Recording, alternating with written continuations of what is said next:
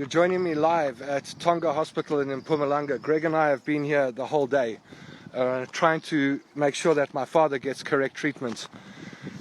My mom and dad contracted malaria 6 weeks ago. They were both treated for it. My mom was declared free of malaria a day later. My dad had complications. He had kidney failure and he had heart problems. And he landed up at this hospital over here, Tonga Hospital, where within a day realized they did not have the facilities or the level of treatment available for him and referred him to Temba Hospital. My father spent a week or more in Temba Hospital being treated. He was declared fit. He was released. My parents were recuperating at home. We understood that they were malaria free. That's what we had been told by the doctors. My mother died suddenly on Saturday night. She collapsed and died in her room.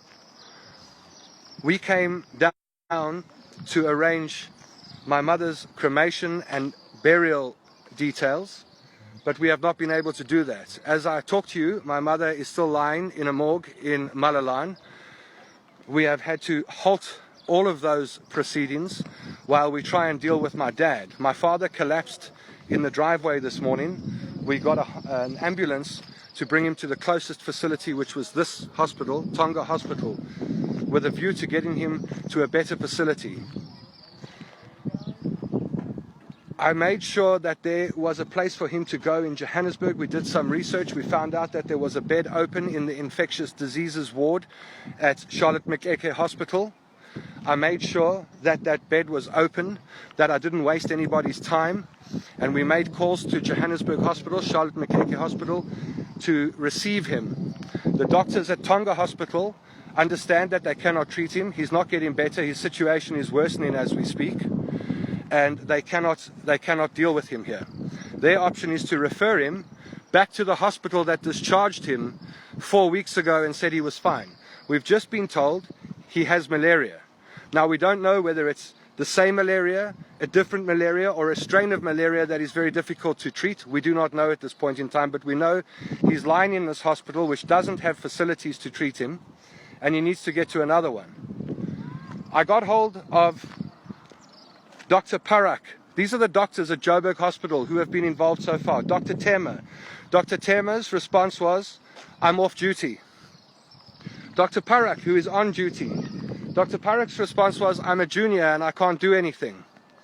And said she would speak to the acting CEO, who she told me was Dr. Ngobezi. She phoned me back to say Dr. Ngobezi said, it's not their problem. We must find another hospital for him to go to, try Pretoria. There's a bed open in Johannesburg. It's open. In the exact in there. Air Angels have offered to fly him so we can get a helicopter here. There's a helipad here. The doctors at Tonga are ready to refer him. They've got no problem referring him out of Mpumalanga to Gauteng to better care. No problem at all. The doctors in Johannesburg will not receive him. They will not receive him even though there's a bed open in your hospital. And I'm going to name the doctors. Dr. Parak, if this was your father and there was a bed open in your hospital right now, what would you do? Dr. Ngobezi, if this was your father, what would you do? Would you stand here? What would you do? And we talk about these things on our shows all day long, the healthcare system in this country. And it's not for lack of resources. Here they are. And the doctors at this particular hospital are trying their best. But there are doctors in Johannesburg, Dr. Parak, Dr. except my dad. And I'm asking you, if you're watching this video, please share it. Share it far and wide. Because I want to know why our healthcare system in Johannesburg, with the bed and the resources open, will not take my father. My mother has died and he's going to die. And they are quite happy to let this happen and say it's not my problem. Please share this video. So if nothing else, Dr. Parak and Dr. Ngobezi get to see this, because this is what it's like on the other side of the healthcare system. This is what it's like when you have a family member who you know can be treated properly, who you know can get the best possible care. But doctors, people who have been put on this planet to help us, who have sworn oaths, run away from their oaths. Just run away from their oaths. Using hospital rules and regulations. We have transferred patients from one province to another province before. It has never been a problem. But tonight they're making it a problem. And the sun sets in Mpumalanga. Greg and I have to go home to the bush now, and we have to return tomorrow morning wondering if we're going to come back to a hospital where my dad is alive. We have had 100 people trying to work this out today.